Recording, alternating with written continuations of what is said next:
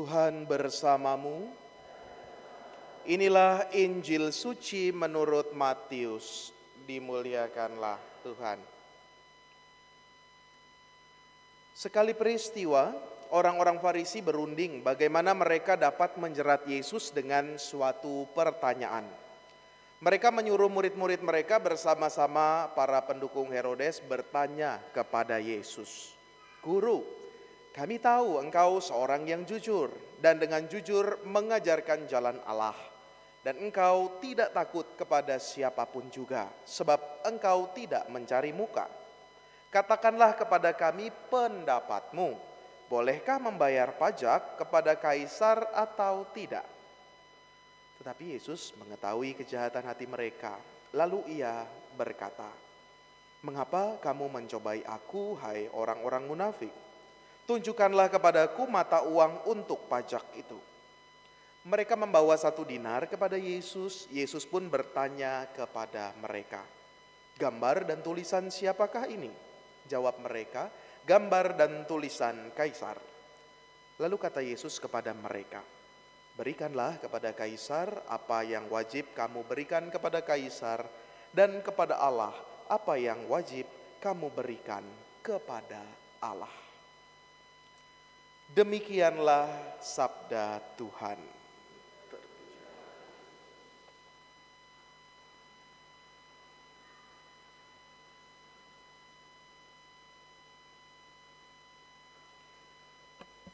Saudari-saudari, saudara yang terkasih, kalau merenungkan bacaan-bacaan, terutama bacaan Injil, biasanya kita mendengar kutipan Injil ini, "Berikanlah kepada Kaisar apa yang menjadi hak Kaisar, berikanlah kepada Allah apa yang menjadi hak Allah," lalu dihubungkan dengan semboyan Uskup Sugio Pranoto, 100% Indonesia, 100% Katolik. Tetapi ketika merenungkan bacaan ini, saya lalu teringat dengan beberapa hari lalu ada satu cuplikan sederhana yang mengingatkan saya ketika masa kecil waktu itu menonton sinetron bukan, tetapi ya ada filmnya di televisi. Ada lagu yang sampai saat sekarang ini mungkin kita masih hafal dan sering kita dengarkan. Ada syairnya begini, "Harta yang paling indah adalah keluarga." Nyanyinya gimana? "Harta yang paling berharga adalah keluarga." Semua hafal ya, kecuali yang milenial nih. Kamu tahu nggak lagu itu? Pernah denger ya? Yang Miss Dinar pernah denger ya? Harta yang paling berharga adalah keluarga. Tapi Bapak Ibu, setelah saya ulang-ulang syair itu, saya rasa salah itu lagunya. Syairnya tuh salah ya. Tahu di mana salahnya? Sebenarnya harta yang paling berharga itu bukan keluarga. Apa kira-kira? Padahal mau bilang waktu Romo, waktu gitu kan ya. Waktu tapi tangannya begini gitu kan. Harta yang paling indah itu waktu Romo, ya, tangannya begini. Buat saya, harta yang paling berharga bukan keluarga. Syairnya kurang satu kalimat, satu kata. Kalau mau saya tambahkan, harta yang paling berharga adalah waktu bersama keluarga. Ya atau enggak? Ya. Kalau keluarga bisa di mana-mana. Kita punya ikatan keluarga, iya. Tapi waktu bersama keluarga nampaknya sekarang mulai sulit, ya. Apalagi yang ketika anaknya udah jauh di mana ya pendidikan atau sudah berkeluarga, itu tampaknya merindukan waktu-waktu bersama keluarga. Idealnya. Jadi yang lebih berharga itu bukan sekedar keluarga aja, tetapi waktu bersama keluarga. Atau bahasa kerennya bilang family time. Ya. Entah itu bisa makan bersama, entah itu bisa rekreasi bersama, entah itu bisa cuma ngobrol bersama, entah ke mall bersama dan lain sebagainya, yang jelas bersama dengan keluarga. Waktu-waktu itu yang lebih berharga daripada sekedar kata keluarga. Keluarga juga mungkin berharga, tetapi yang lebih berharga mungkin, saya juga merasakan itu ketika keluarga saya mulai terpencar-pencar tinggalnya, yang ditunggu itu weekend, ketika bisa berkumpul bersama-sama. Saya juga merindukan itu ketika berkumpul bersama keluarga, weekend misalkan. Maka kita kenal yang namanya istilah family time. Atau ada hal lain berbicara soal family time. Ada kesempatan orang-orang yang cerita ke saya, Romo, saya ini begitu sibuk dengan berbagai macam pekerjaan, dengan berbagai macam hal, sehingga saya nggak punya me time, Romo. Wah ya, ada family time, ada me time. Ya. Waktu untuk diri sendiri, entah itu bisa tidur, entah itu bisa jalan-jalan sendiri, entah itu bisa nonton sendiri, macam-macam. Istilahnya me time. Ada juga yang datang kepada saya, Romo, kami ini pasangan LDR, Romo. Jadi kalau kami mau ketemu itu rasanya wah itu berharga sekali. Atau yang disebut couple time. Wah ya, waktu-waktu bersama pasangan dan lain sebagainya. Banyak sekali ya waktu-waktu yang kita persembahkan untuk keluarga, untuk diri kita sendiri, untuk pasangan ya yang lagi pendekatan, yang lagi berpasangan dan lain sebagainya.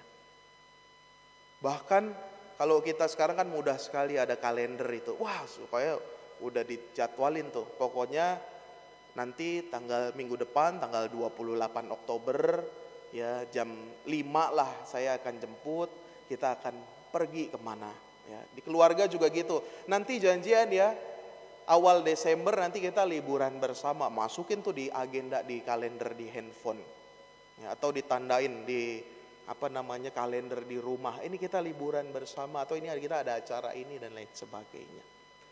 Tapi saya mau tanya, saudari-saudara, apakah ada di antara Anda yang memasukkan jadwal perayaan Ekaristi di kalender Anda? Memasukkan enggak? Oh, tanggal 21 saya jam 5 mau misa di Pasar Minggu. Adakah yang memasukkan itu? Ada enggak? Kalau ada, kalau berani tunjuk tangan. Ya. Kalau enggak ada yang tunjuk tangan, saya yang tunjuk tangan. Ya. Karena saya selalu memasukkan jadwal misa, Bapak Ibu. Ya kan? Ya jelas lah, Romo kan kerjaannya misa gitu kan. Supaya enggak bentrok dan lain sebagainya. Tapi itu menjadi cerminan juga buat kita. Jangan-jangan jadwalnya ada. Gereja agendanya ada. Oh, tanggal Sabtu tanggal 21 22 itu ada misa jam 5 sore, besok jam 7 pagi, setengah 10 siang, lalu nanti jam 5 sore adalah jadwalnya ada, agendanya ada. Kita juga udah tahu itu. Tetapi apakah kita juga pernah menjadwalkan itu? Atau nggak usah jauh-jauh, doa di rumah ya. Doa di rumah misalkan, oh jam 9 alarmnya bunyi, ya kan? Oh doa nih, doa malam deh. Atau jam 12, jam 3, ada juga yang menyetel alarm. Ada juga model yang download e-Katolik, itu kan ada alarmnya tuh. Ya, alarmnya malah dimatiin ya. Jadi macam-macam hal dari cerminan itu kita bisa menilai juga seperti yang Yesus katakan dalam bacaan Injil. Kita bercermin saja, Anda dan saya juga bercermin. Yesus mengatakan apa yang menjadi hak Kaisar berikanlah kepada Kaisar, apa yang menjadi hak Allah berikanlah kepada Allah. Jujur saja, kadangkala kita lebih banyak memberikan waktu dalam tanda kutip kepada Kaisar yang apa? Melambangkan dunia ini. Ya. Jujur saja kita banyak menghabiskan waktu untuk dunia ini. Dengan berbagai macam perbuatan, dengan berbagai macam kesibukan. Entah itu pekerjaan, entah itu sekolah, entah itu bisnis, entah itu pelayanan mungkin juga dan lain sebagainya. Tapi kadangkala porsi waktu untuk Tuhan Allah, saya nggak mau katakan sedikit, tapi kadang luput dari diri kita. Luput ya. Sebenarnya tahu Romo, jadwalnya tahu. Tapi ya luput aja Romo, luput. Enggak lupa, saya tahu jam segini ada misa, tahu. Oh jam 12 ada doa Angelus, tahu. Jam 3 ada doa kerahiman, tahu. Jam 19 ada doa rosario lingkungan, ada misa di lingkungan, tahu Romo. Tapi itu tadi, mungkin saya luput Romo. Ada kesibukan lain yang membuat saya luput, membuat saya tidak memberikan porsi untuk itu. Ya, kita juga bercermin bersama-sama. Jelas sekali bahwa Yesus mau senantiasa kita juga setidaknya seimbanglah. Nggak usah banyak-banyak, nggak usah banyak-banyak. Yang penting seimbang saja. Porsi buat Tuhan Allah dan porsi untuk dunia. Jangan juga berat sebelah. Porsi buat Allah banyak, tapi buat dunia kita nggak kasih, itu juga salah. Paling tidak seimbang saja. Fair ya, adil kepada Allah dan kepada kehidupan dunia kita.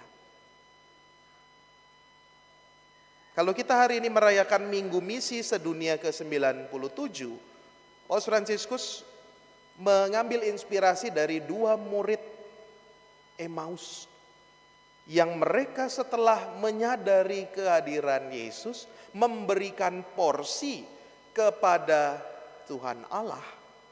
Mereka menyadari sesuatu, hatinya berkobar-kobar. Yang tadinya layu, yang tadinya mereka taruh porsi itu di dunia, Yesus disalibkan, Yesus kalah. Penyelamat kita kalah, Mesias kita nggak ada apa-apanya. Mereka punya anggapan demikian. Tetapi ketika memberikan waktu porsi berjumpa dengan Yesus yang bangkit, hati mereka yang tadinya layu, yang tadinya padam, berkobar-kobar. Yang tadinya mereka menyalahkan satu sama lain. Gara-gara kamu sini Yesus disalibkan, gara-gara kamu. Tetapi setelah memberikan porsi untuk berjumpa dan menyadari kehadiran Yesus, mereka bergegas kembali ke Yerusalem, mewartakan sukacita. Yang tadinya saling menyalahkan, ada perubahan, mewartakan, memberikan kabar sukacita. Maka paling tidak seimbang saudari-saudaraku. Gak usah porsi yang berlebihan, gak baik juga. Tetapi seimbang kita berikan porsi yang ideal, yang baik. Sehingga hidup kita juga balance. Kan ada kecerdasan intelektual, ada kecerdasan emosional. Tapi ada juga yang ketiga kan, kecerdasan spiritual. Wah, kalau intelektual orang pinter. Emosional orang bisa mengontrol dirinya luar biasa. Tapi kadang-kala porsi yang spiritual ini luput dalam hidup kita. Maka kita mau memberikan porsi yang ideal, porsi yang seimbang kepada dunia kita, juga kepada Tuhan Allah. Melalui apa? Melalui perayaan-perayaan yang kita rayakan, melalui doa-doa yang kita lambungkan kepada Tuhan Yesus. Semoga kita semua senantiasa hati yang berkobar-kobar untuk apa? Mewartakan kabar sukacita. Kita hening sejenak, kita